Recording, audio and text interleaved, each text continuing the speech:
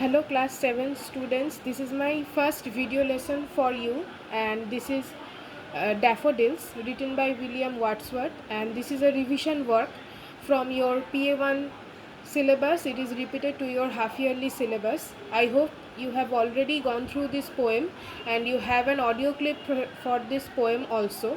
I would try to make you understand the poem again. Hope all of your problems will be cleared by now, and if you need any more explanation, any more clarification regarding this poem, you can call me. I will read the poem stanza by stanza, then I will try to explain the poem.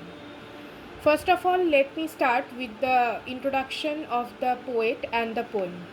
This poem is written by William Wordsworth. uh, I I hope you know this name because this is a very famous name for English literature, and he is an eminent British romantic poet.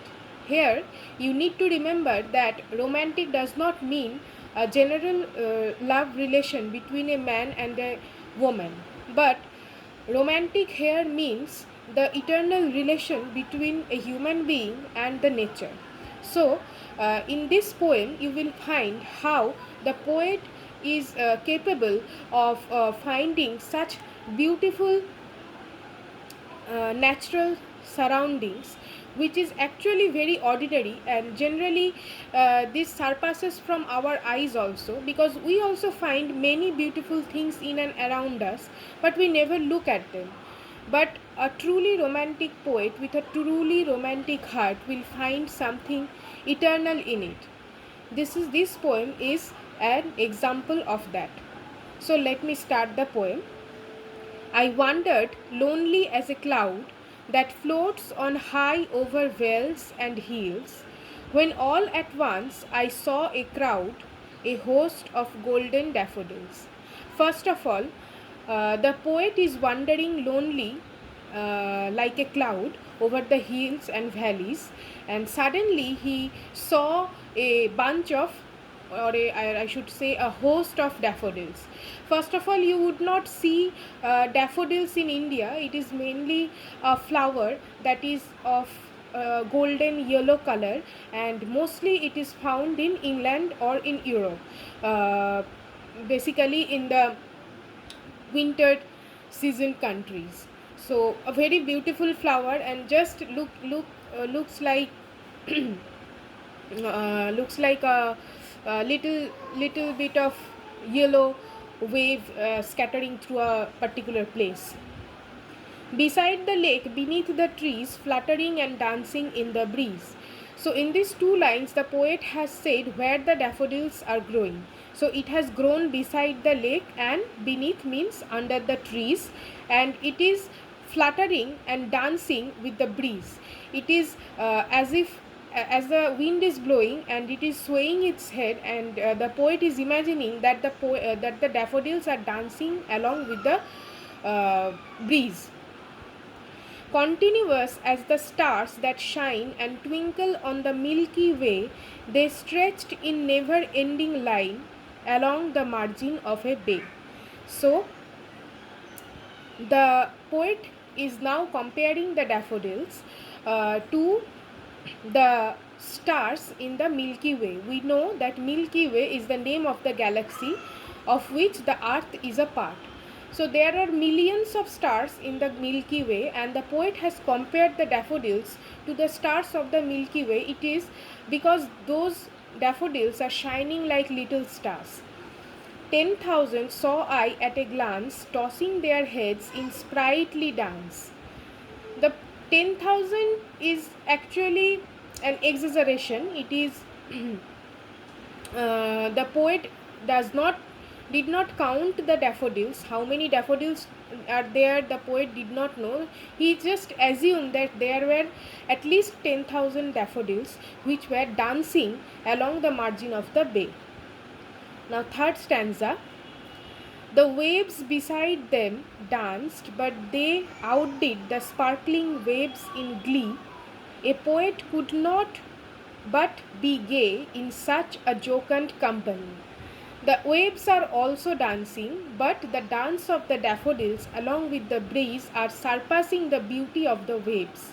And, uh, and the heart of the poet could not be but be joyful after seeing the dancing daffodils.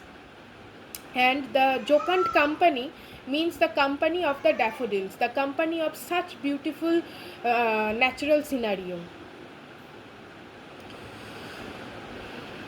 I gazed and gazed, but little thought what wealth the show to me had brought. The poet was gazing, and he was too surprised to see those daffodils, and he was freezed, I can say, to see the beauty of those flowers. For oft means often. When on my couch I lie, in vacant or in pensive mood, they flash upon that inward eye, which is the bliss of solitude. So now the poet has come back from that place, and whenever he is lying on his couch at his home and he has closed his eyes, suddenly the daffodils came into his mind like a flash of like a flash, and it suddenly lightens up his mood, because those daffodils are so beautiful that it is enough to clear all the clouds of sorrow, tension, everything from the mind of the poet.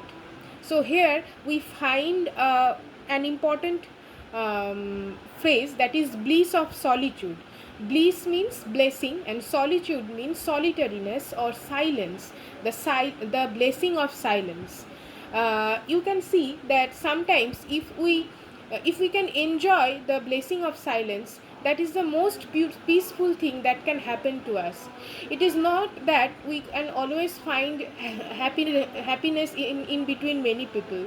It is not always that, but sometimes we find silence and peace of mind in the mm, uh, solitariness.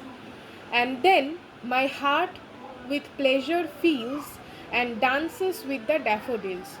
When the flash of the beautiful daffodils came to the poet's mind, suddenly his heart is filled with pleasure. So this is the end of the poem here. So the thing that I should make you understand from this poem is that this poem is romantic poem as well as this is a nature poem, where the poet is beautifully describing the natural beauty and the scenario of a little flower, which can bring upon immense happiness and immense calm of mind, peace of mind for the poet. So if we try to find little solace from the things that is around us, that will also help us to bring forth the calm of mind.